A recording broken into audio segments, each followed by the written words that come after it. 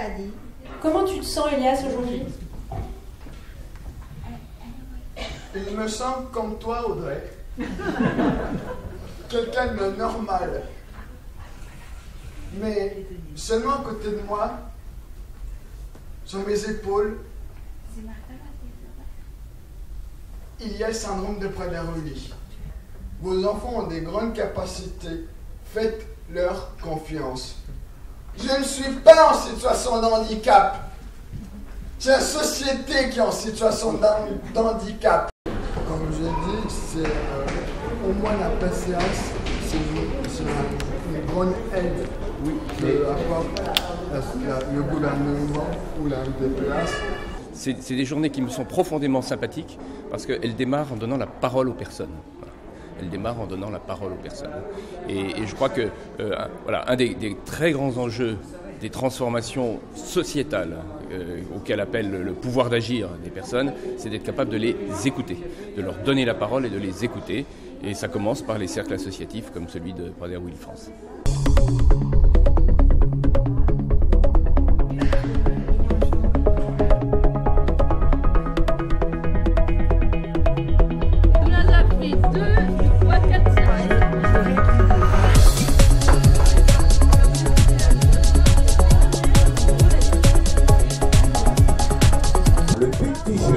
C'est le premier qui donne la balle de l'autre qui a gagné, d'accord?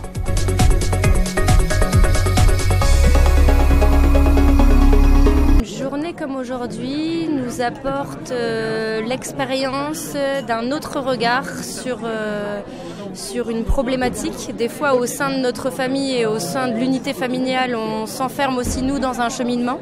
Et ça apporte un partage d'expérience et une ouverture d'esprit sur notre façon de faire avec notre enfant dans le quotidien. Pour nous, à ce jour, ça ne s'est pas fait comme ça du jour au lendemain, mais on ne voit plus du tout le syndrome de Prader-Willi comme un ennemi, mais comme un élément de la famille. On fait avec, on vit avec, on s'adapte avec. Et ça teste nos capacités de résilience et on se surprend nous-mêmes. Des contacts, des connaissances, du plaisir d'échanger avec des gens qui comprennent, qui sont dans la même situation que nous. Bien évidemment, nos enfants sont uniques, mais on vit quand même en partie la même chose, en tout cas la même épreuve. On est parti pour le même challenge. C'est comme si on était dans le même monde et qu'on pouvait partager plein d'astuces, plein de trucs et que du coup on se comprend sans se connaître. Ce matin on a fait l'atelier et je trouvais ça bien parce que tout le monde pouvait prendre la parole sur le fait de partager sur des problématiques qui concernent a priori tous les enfants, quelles que soient les problématiques en question. Et je trouvais ça intéressant d'avoir autant de retours de autant de parents. Et puis ça permet de se donner des conseils, de prendre du recul, de réfléchir, de trouver des meilleures solutions, de ne pas se sentir un petit peu happé dans ces espèces de trucs, et de se dire il y a d'autres gens qui sont comme nous, et de l'appréhender comme ça. Ça donne des idées, ça permet de réfléchir. Rencontrer les autres parents, c'est ce qui est très important. Et rencontrer les professionnels aussi, parce qu'on a toujours des questions...